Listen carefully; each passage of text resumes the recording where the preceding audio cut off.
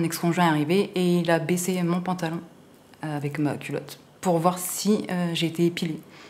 Parce que lui, il voulait pas. Il savait que si j'étais pas épilée, ben, j'irais pas voir ailleurs, par exemple. Et il a vu que ce jour-là, j'étais épilée, donc il est rentré dans une colère. Et il m'a dit, t'es foutu, c'est terminé, t'es foutu.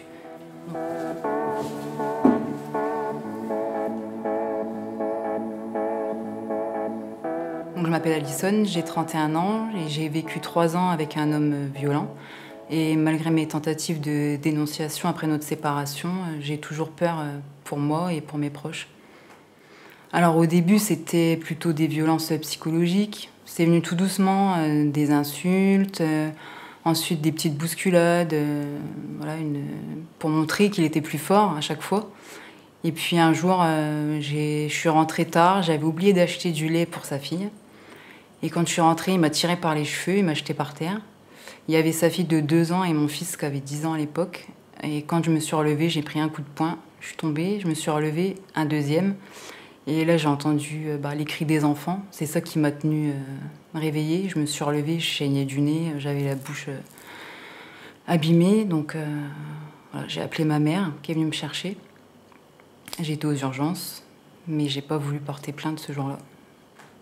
En fait, ce jour-là, il est venu aux urgences en salle d'attente, paniqué, en me disant faut pas que tu portes plainte, je vais avoir des problèmes pour la garde de mes filles, ça va être compliqué, s'il te plaît.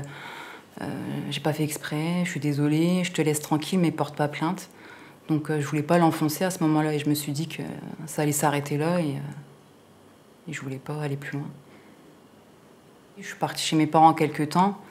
Puis un jour, j'ai cédé parce que j'en avais marre de le voir toujours devant mon travail, vis-à-vis de mes collègues, etc. Donc j'ai accepté de discuter, puis voilà, c'était reparti.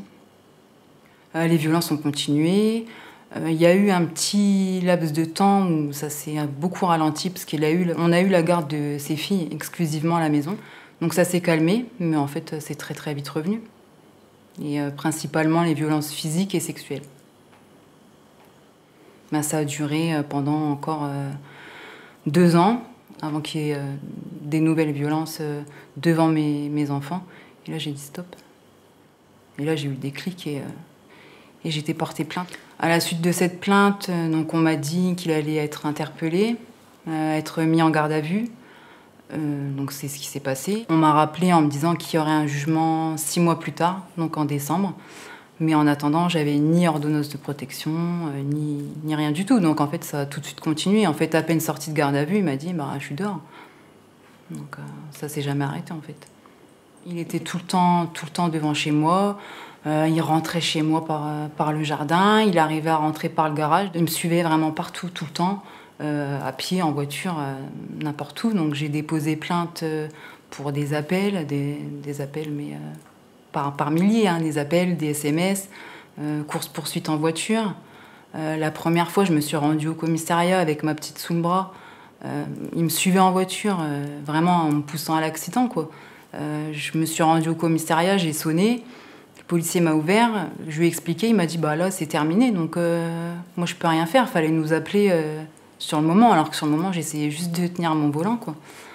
Donc la deuxième fois, j'ai réussi à contacter une amie en conduisant pour qu'elle contacte la police. Et là, ils sont intervenus. Donc ils sont intervenus de nombreuses fois, hein, mais il n'y a jamais rien eu de fait. Enfin, à chaque fois que j'ai déposé plainte, il a été convoqué, presque à chaque fois. Donc à chaque fois, il le sait. Donc à chaque fois, il se sent plus fort. Et à chaque fois, moi, je me sens plus en danger, puisque je vois qu'à chaque fois, je dénonce et qu'il ne se passe rien. Et je prends un risque en le dénonçant à chaque fois, parce que lui, il sait que je l'ai dénoncé. Et c'est ça qui est difficile. Et que les gens, des fois, ils disent mais porte plainte. Mais oui, mais porte plainte, mais après.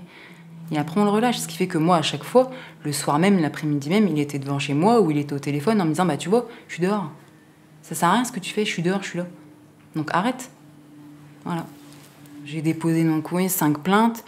La 4e plainte, on m'a dit mais vous n'en avez pas marre de venir. Enfin, à un moment, vous voulez quoi? J'ai dit j'aimerais bien avoir une ordonnance de protection. On m'a dit mais vous l'aurez jamais. Ça peut prendre des années. Et ensuite, si vous n'êtes pas contente, vous faites comme les autres. Vous prenez vos gosses sous le bras et vous allez voir si l'herbe est plus verte ailleurs. Voilà ce qu'on m'a répondu. Donc à partir de là, on s'est dit avec mes parents que la seule solution, c'était que je parte. Donc on a cherché un logement sur la région parisienne. Donc on a trouvé un logement, sauf que y avait un temps de délai pour avoir l'attribution. Et entre-temps, monsieur s'est revenu à mon domicile. Il y a eu de nouveau des violences. J'ai redéposé plainte et en sortant du commissariat, il était là. Et il m'a ouvert ma portière, il m'a dit « T'as redéposé plainte, t'es foutu ». Donc j'ai klaxonné en me disant qu'il allait forcément avoir quelqu'un qui allait m'entendre et il s'est sauvé. Et en arrivant chez mes parents, ils m'ont dit « Tu pars demain, quoi. On peut pas attendre ». Donc j'avais mon sac qui était prêt, comme un départ à la maternité, en fait, avec mes papiers et le nécessaire. Et le lendemain, je suis partie dans un camping. On a loué un mobil-home en attendant que le logement soit disponible. Donc je suis partie avec ma fille de 4 ans en mobil-home. Quand je suis partie, déjà, j'ai coupé tous mes réseaux. J'ai coupé avec tout le monde. Mes copines, j'ai donné de nouvelles à personne. J'ai changé de téléphone, j'ai changé de numéro. J'étais vraiment anonyme. Ensuite, quand je suis arrivée dans l'appartement, je dirais quelques jours après, même pas une semaine après, j'étais avec ma sœur et j'ai reçu un message via l'application Vinted. Il m'avait envoyé un message en me disant je sais que c'est ton compte, je t'ai retrouvé, mais je faisais abstraction. Jusqu'au moment où il m'a dit tu as testé tel restaurant. Et je dis à ma sœur, ce restaurant, ça me dit quelque chose. On a regardé sur Internet, c'était un restaurant vraiment qui était au bout de ma rue. Donc je me suis dit, c'est bon, il a retrouvé. Et il m'a dit, j'ai mis un traceur dans ta voiture, je sais exactement où t'es. Donc le lendemain, ma mère est venue, on a été faire examiner la voiture chez un garagiste, il nous a dit qu'il n'avait rien trouvé. J'ai appelé le 3919 pour savoir quelles étaient mes possibilités. Ils m'ont expliqué que comme j'avais pas d'ordonnance de protection, je ne pouvais rien faire, que s'il venait, il avait le droit de venir. Donc il fallait que je me mette à l'abri dans un magasin, que j'essaie d'être avec du monde, que je me débarrasse de tous mes bijoux ou choses où il aurait pu mettre un traceur dedans. Donc on a été tout jeté. Entre-temps, j'ai été redéposer plainte sans savoir vraiment pour quel motif, mais en expliquant qu'il m'avait retrouvée. Alors le policier m'a dit que c'était compliqué, qu'il n'y avait pas vraiment de raison de dépôt de plainte. Il l'a pris pour harcèlement, parce que j'avais reçu quand même 73 mails en une nuit.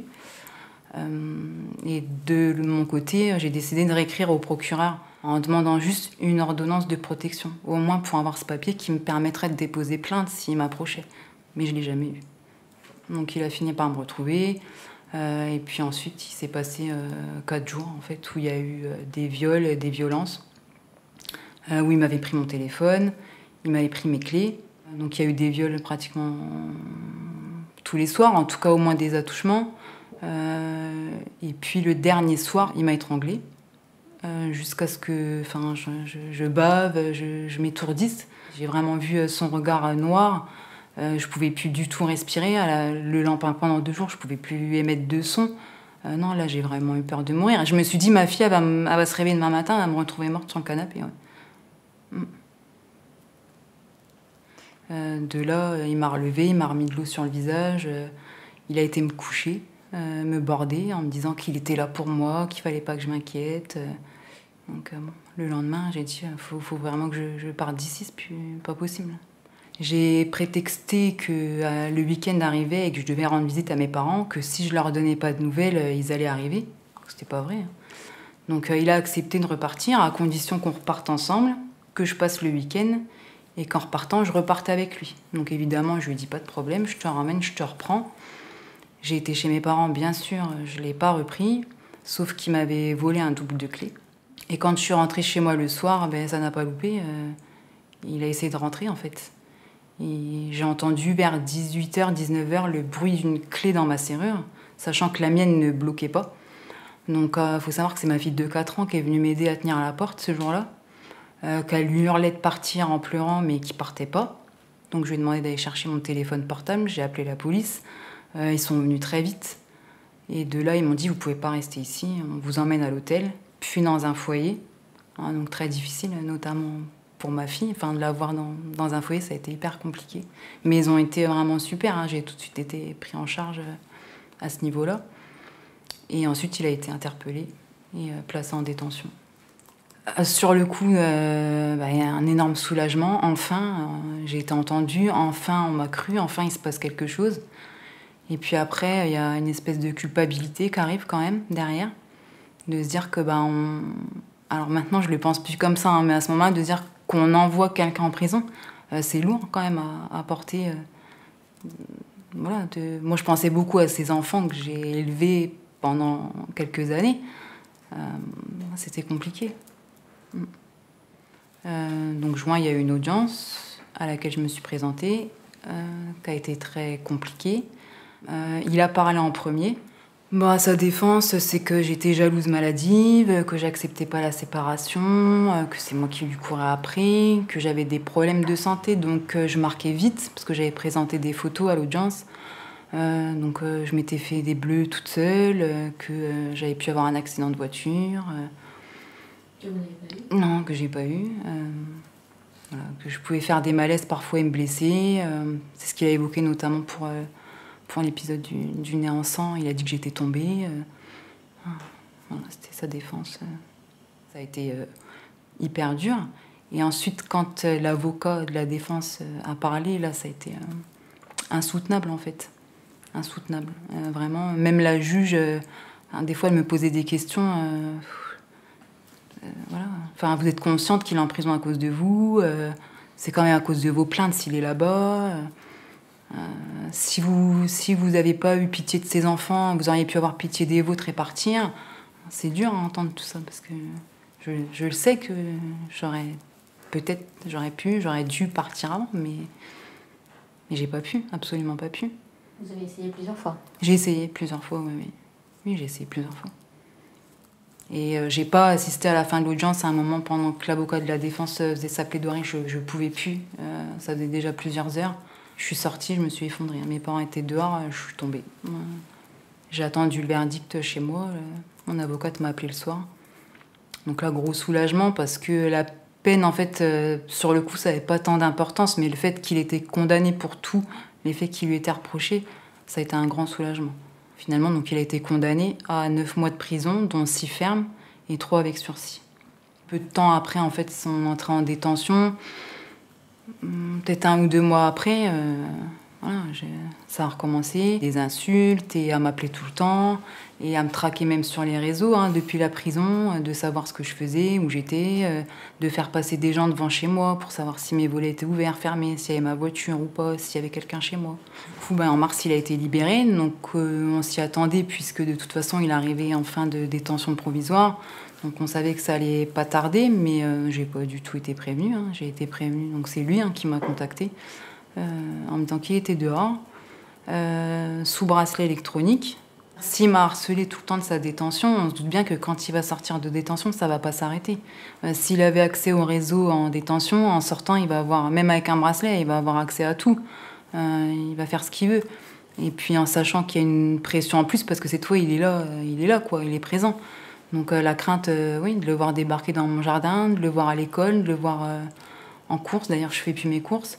Alors voilà, c'est un stress permanent. Et pour me dire quoi, ça dépend. Alors bien souvent pour me menacer mes proches, me faire encore une fois du chantage. Les adresses de un tel, je les ai, c'est ça. Fais attention, je suis peut-être cachée dans ton jardin. Fais attention quand tu vas à tel endroit. En prison, j'ai fait des connaissances. Contre rémunération, ils font ce que je veux. Donc même si ça vient pas de moi, il va t'arriver quelque chose. Même si tu n'as plus de nouvelles de moi quelque temps, c'est pas pour ça que je t'oublie. Voilà. Donc le bracelet, c'était quand même une sécurité. Il l'a gardé qu'1 mois. Donc quand le bracelet a été retiré, de toute façon, je me suis dit, je suis foutue là. Alors j'aimerais vraiment qu'il y ait une issue judiciaire, voilà, oui, qu'il soit condamné lourdement, qu'il puisse peut-être prendre conscience de ce qu'il a fait, même si j'en doute fort. Mais après, la suite, je la vois encore très sombre, puisque j'ai l'impression que même s'il y a condamnation, de toute façon, il ressortira un jour de détention. Et ça continuera. Enfin, moi, c'est ce que je me dis, ça continuera. Soit ça continuera, ou soit il trouvera une autre personne. Et moi, ça me convient pas, cette idée de me dire qu'il peut y avoir une autre femme à ma place, quoi. C'est pas possible, c'est pas la solution. Donc... je ne sais pas s'il y a des soins à apporter, s'il y a... Je sais pas. Aujourd'hui, si j'ai accepté de témoigner, c'est pour peut-être faire prendre conscience à des femmes qui sont dans cette situation-là, que même si c'est compliqué, ça vaut le coup, en tout cas de faire les démarches, parce que forcément il y aura une sortie au bout d'un moment, on en voit le bout, même si c'est très éprouvant. Aux proches aussi, que le soutien ça fait 80% du travail. Aux collègues, aux amis, qu'il faut écouter, faut pas juger, faut accompagner, même si la personne elle porte pas plainte tout de suite, elle a pas le déclic tout de suite, faut pas lui tourner le dos, parce que c'est vraiment le soutien qu'on a, il y a que ça qui peut nous aider à partir. Et voilà, et pour aussi peut-être que, je sais pas, si quelqu'un entend ce témoignage, prenne conscience que la justice, il y a vraiment des lacunes encore très importantes, malgré tout ce qu'on peut voir à la télé, le Grenelle, tout ça, c'est encore trop lent. Et ensuite, tout simplement que les lois soient appliquées, parce que moi, par exemple, là, son sursis devrait tomber, il devrait être condamné à 2 ans de prison ferme, c'est pas le cas. Les lois seraient appliquées, il serait en détention actuellement. Donc juste appliquer les lois et toujours proposer une mesure d'éloignement, un téléphone, un bracelet anti-rapprochement. J'ai envie de dire, même dans le doute, l'ordonnance de protection, elle coûte rien. C'est une ordonnance du juge. Ça coûte rien à personne. Si ça peut au moins protéger quelque temps, mais faut utiliser ça. Si tu veux voir notre reportage en intégralité, n'hésite pas, clique ici. Si tu veux voir notre dernière vidéo, surtout, c'est là. Enfin, si tu aimes Envoyé spécial, n'hésite pas à t'abonner et activer la cloche. C'est là que tu recevras toutes nos vidéos.